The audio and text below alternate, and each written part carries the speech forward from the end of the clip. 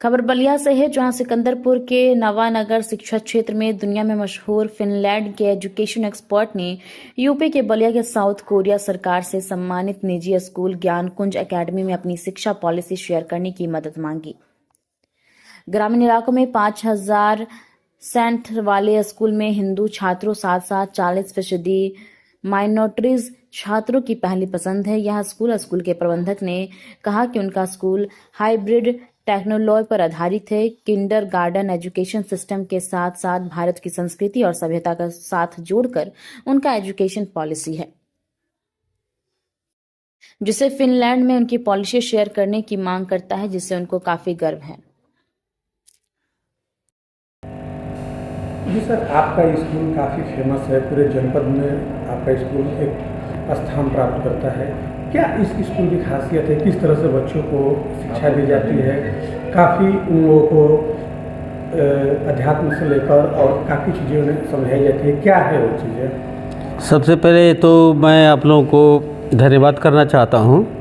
आप different channel से हैं, हमसे बात करने के लिए आए हैं। किसी भी संस्था, किसी भी ऑर्गेनाइजेशन और किसी भी ग्रुप या किसी भी समाज के डेवलपमेंट में पत्रकारिता और जर्नलिज्म की बहुत बड़ी उपयोगिता है, और निश्चित रूप से मेरे स्कूल के डेवलपमेंट में पत्रकारिता का भी बहुत हाथ है, जो हमारी अच्छी चीज़ों को हाईलाइट किया। इसलिए कि मैं कोई चीज़ कर रहा हूँ और वो बाहर समाज में या लोगों के पास नहीं, अगर जो उसका मैसेज जाएगा तो उसका कोई मतलब नहीं होता है। रही बात दूसरी कि इतने अच्छे कार्यक्रम, इतने अच्छे व्यवस्था बनाने के पीछे जो हमारी सोच है, मैं फाउंडर कोचिंग इंस्टीट्यूट डायरेक्टर रहा हूँ बलिया का, तो शिक्षा के क्षेत्र में मैं जड़ से जुड़ा हुआ हूँ कि कैसे बच्चों को सही दिशा में शिक्षा प्रोवाइड करा जाए। The technology and methodology of the education हम लोग जानते हैं, हमारे जो स्ट्रीम फैकल्टी है वो सारे लोग जानते हैं, और उसी तरह के हमारे फैकल्टी के लोग हम लोग रिक्रूट करते हैं, अपॉइंट करते हैं।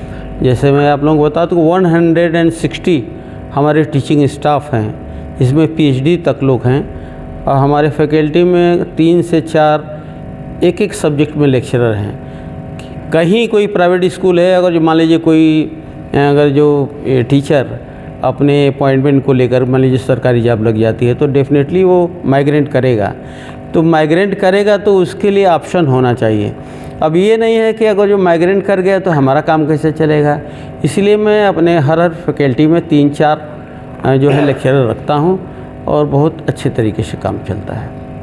जिस तरह से छोटे बच्चे हैं उनको कैसे सर आप लोग मोटिवेट करते हैं, किस तरह से उनको बच्चों को तालीम देते हैं सर? इस संदर्भ में तो मैं आप लोगों को इनवाइट करना चाहूँगा कि आप फुल फेज़ में किसी दिन में आएँ हमारे यहाँ, और आप अध्ययन करें कि जो हमारी टेक्नोलॉजी है, जो हमारे सिस्टम है स्कूल की, इतनी हाई टेक्नोलॉजी है। आप हमारे नर्सरी ब्लॉक विजिट करिए, हमारे आप प्राइमरी ब्लॉक विजिट करिए। ये होल पूरा स्कूल इंटरनेट से जुड़ा हुआ है, और बाहर की कंपनियों से, फिनलैंड वगैरह से भी, जो पूरी दुनिया में आपको पता है कि फिनलैंड का एजुकेशन सिस्टम बहुत ही स्ट्रांग है। और आप लोगों को मैं बता दूं, मुझे ये बताते हुए प्राउड हो रहा है कि फिनलैंड के एजुकेशन सिस्टम, वहाँ के जो एजुकेशनिस्ट हैं, जो एक्सपर्ट हैं, वो हमसे शेयर करते हैं कि आप रिमोट एरिया में कैसे काम करते हैं इतना बेहतर, और वो पॉलिसी हम लोग शेयर करते हैं, और इसके अनुसार हाई टेक्नोलॉजी हम यूज़ करने की कोशिश करते हैं, और हमारे विद्यालय में है। बच्चों को ऑडियो विजुअल सिस्टम से लेकर के अभी NAPRA एजुकेशन पॉलिसी, उसके अनुसार ये जितने पैरामीटर्स हैं, उसके वजह से हमारे पूरे सिस्टम, मतलब अब क्या उसको कहेंगे, जैसे 5G जो जेट बनाया जा रहा है, उसी तरीके से हमारे यहाँ 5G टेक्नोलॉजी यूज हो रही है हमारे स्कूल में बच्चों के एजुकेशन के लिए। फिनलैंड को सर आप यहाँ की टेक्नोलॉजी आप फिनलैंड को शेयर करते हैं, या फिर फिनलैंड से बिल्कुल वो लोग टेक्नोलॉजी यहाँ आप यूटिलाइज करते हैं? चूँकि हम लोग इंटरनेशनल लेवल से जुड़े हुए हैं, आपको पता होना चाहिए एजुकेशन के फील्ड में साउथ कोरिया की सरकार ने हमको PhD की मानद उपाधि दिया है, तो निश्चित रूप से उन्होंने एजुकेशन के फील्ड में अध्ययन किया होगा। तो वो वहाँ की पॉलिसी हम लोग शेयर करते हैं, हमारी की पॉलिसी वो लोग भी शेयर करते हैं। देखिए पूरी दुनिया में इस समय डोमिनेंट है किंडरगार्टन सिस्टम ऑफ एजुकेशन, तो सबके यहाँ चल रहा है, फिनलैंड हो चाहे इंडिया हो, कहीं भी हम लोग किंडरगार्टन सिस्टम ऑफ एजुकेशन को फॉलो करते हैं। लेकिन हमारे यहाँ के कल्चर में एक है, being the Indian we have follow the kindergarten system of education Indian culture best. हम किंडरगार्टन सिस्टम को अडॉप्ट करते हैं, लेकिन हमारी भारतीय संस्कृति और सभ्यता और ट्रेडिशन है उसको हम नहीं छोड़ते हैं। उसमें कंक्लूड करके एक हाइब्रिड टेक्नोलॉजी बना दिए हैं, एक हाइब्रिड सिद्धांत बन गया है और वो हम फॉलो करते हैं। उसी तरीके से तमाम लोग हैं, ऐसी कोई दिक्कत नहीं है कि पूरी दुनिया में फिनलैंड की एजुकेशन पॉलिसी नहीं, तो वो इंटरेस्टेड नहीं है कि हमसे भी शेयर करें, वो ऐसा नहीं है। आपके स्कूल का सबसे एक खासियत चीज़ है कि आपके स्कूल में लगभग 40% जो बच्चे हैं स्ट्रेंथ के वो माइनॉरिटीज से बिलोंग करते हैं। बिल्कुल डेफिनेटली 40 to 45% माइनॉरिटी से हमारे बच्चे हैं। और कैसे आप उनको एक मिथोलॉजिकल वे में लेकर के और एक साथ लेकर के कैसे चलते हैं ये कैसे क्योंकि वो बच्चे मदरसे ना जा करके और आपके यहाँ वो शिक्षा ग्रहण कर रहे हैं, लगभग उसकी संख्या कितनी होगी?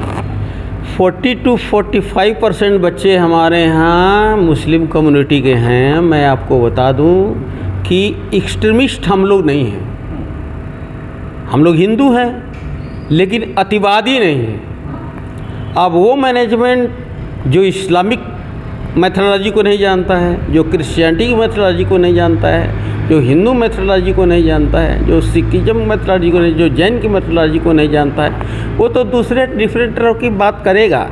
लेकिन हम लोग जानते हैं सारी मैथोलॉजी का केंद्र बिंदु ईश्वर है, अल्लाह है, भगवान है, परमात्मा है, गॉड है।